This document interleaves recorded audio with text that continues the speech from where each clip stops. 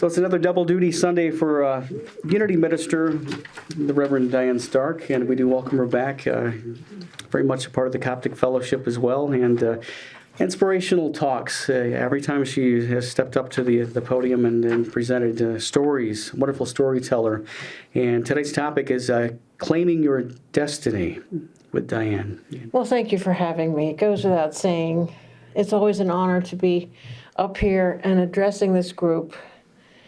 I feel so welcome here. I feel it draws me out. I set this topic because I've noticed a special kind of suffering that some people have from what I call a life that is too small for them. And, it's kind of a recent, psychologically, a recent phenomenon that people talk about. My life, I love my life. I'm so fortunate. I hate my life. I don't like my job. I don't like my spouse. I don't like my house. I don't like where I live, and on and on. And what a story we're making, and what an exercise of the ego consciousness, the ego phase of consciousness of having an identity that is separate and apart from spirit and divine being. But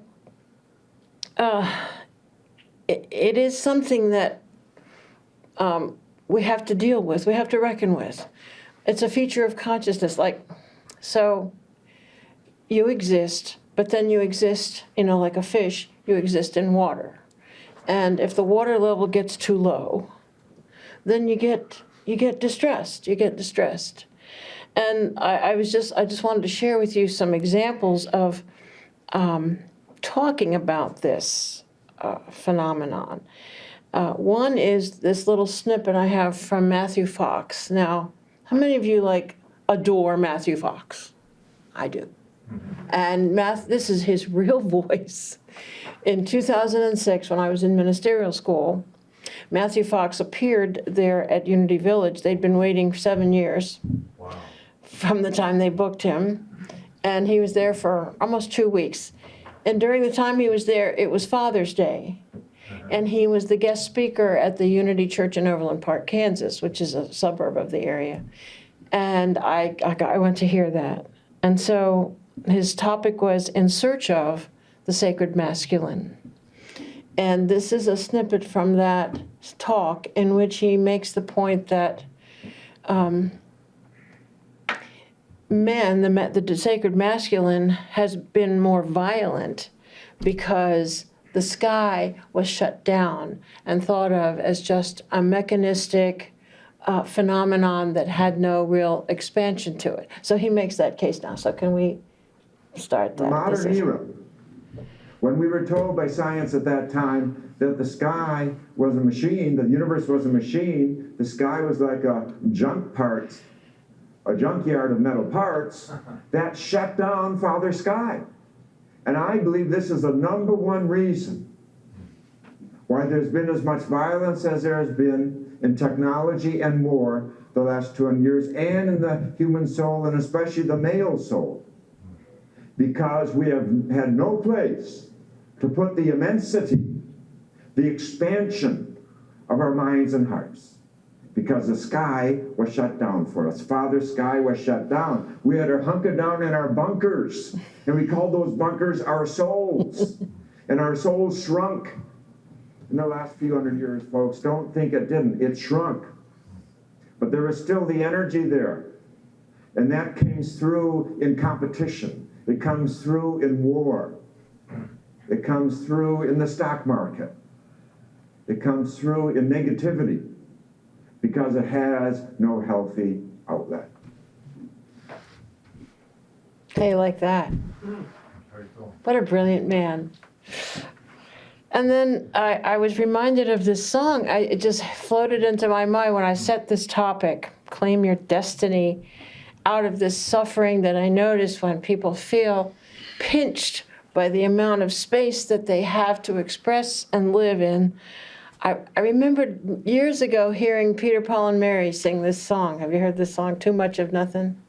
Too much of nothing can make a man ill. So I'm going to read you the words. I found out it's actually written by Bob Dylan.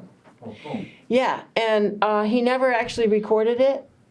And I got the words, and I just want to read you the best part of it. There's two verses that are apropos here. Too much of nothing can make a man ill at ease. One man's temper might rise, while another man's temper might freeze. In the day of confession, we cannot mock a soul. When there's too much nothing, no one has control. And too much of nothing can make a man a liar. It can cause man to eat fire. Everybody's doing something. I heard it in a dream. When there's too much of nothing, it just makes a fella mean. Mm-hmm. Isn't that true? I think that's very true of our folks that are trapped in urban core slum environments, you know, to make their lives bigger. So now I just want to play you a little verse from Peter, Paul, and Mary, actually singing it. Just one verse. Einsteinian and post-Einsteinian science in this postmodern world.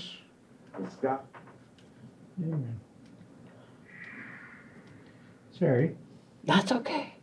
I'm so glad we can do this. I've always wanted to have.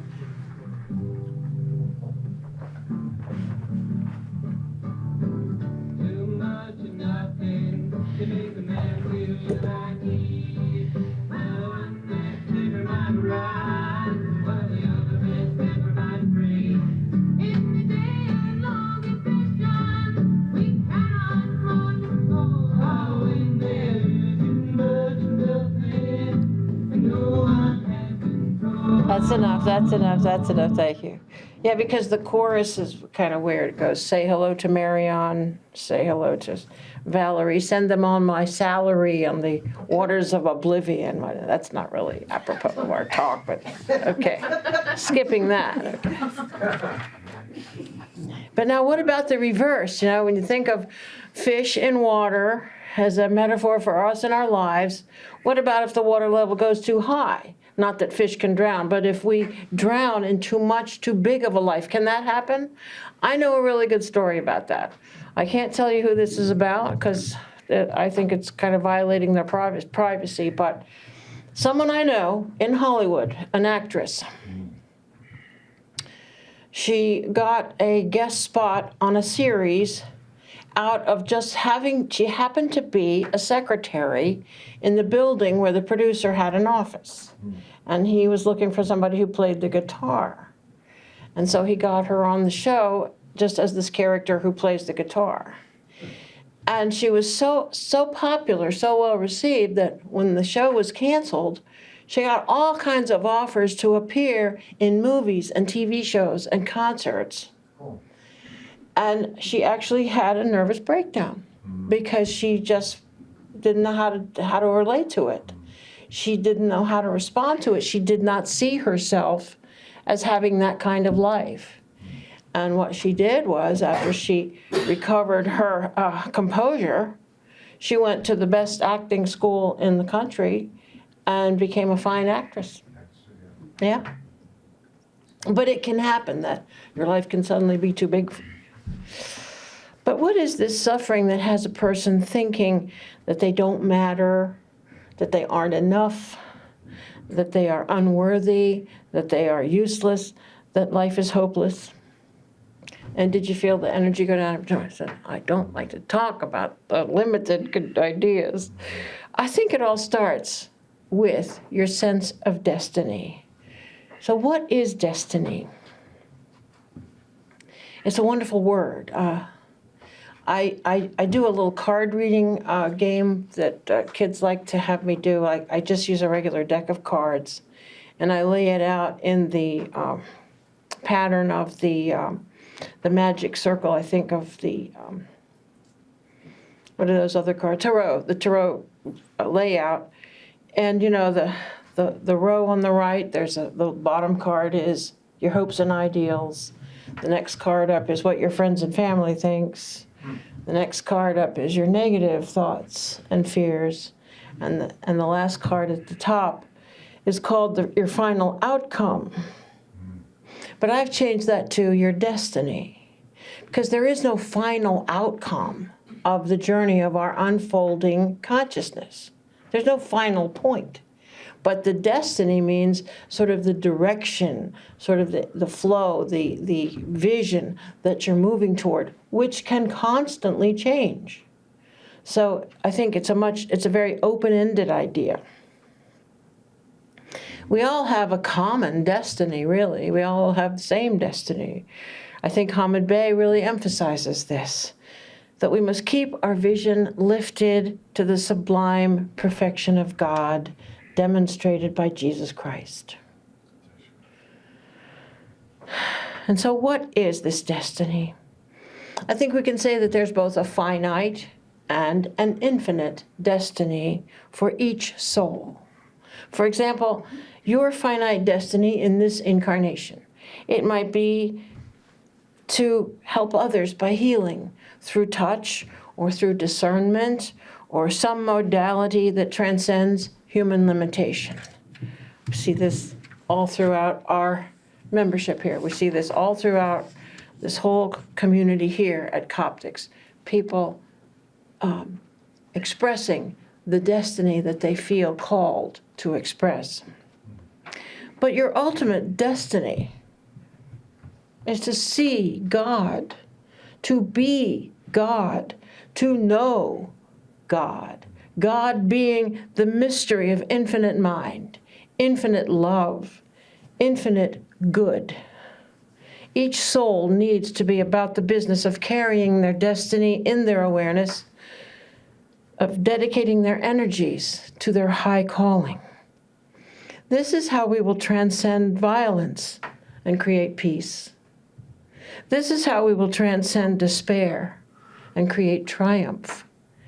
This is how we will transcend alienation and create a life anchored in love.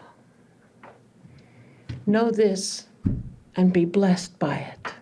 Amen.